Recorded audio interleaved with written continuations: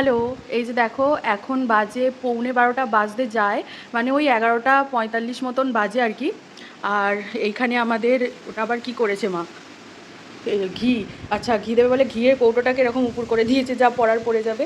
যাই হোক, এখানে মা বাসমতি রাইস আর কি সিদ্ধ করে রেখে দিয়েছে। এতটা চাল দেখে তোমরা বুঝতেই পারছো যে কি রান্না হবে। আজকে বিরিয়ানি হবে। আর সকালবেলা মা ডালিয়া আর খিচুড়ি বানিয়েছিল, সেটা এইখানে রেখেছে, বেশি হয়েছে, মানে ভাই খায়নি আসলে, তাহলে আর বেশি হতো না। এখানে আলু সিদ্ধ করে রাখা আছে, বিরিয়ানির আলু। এটা মনে হচ্ছে পেঁয়াজের রস। এখানে বেরেস্তা করা রয়েছে।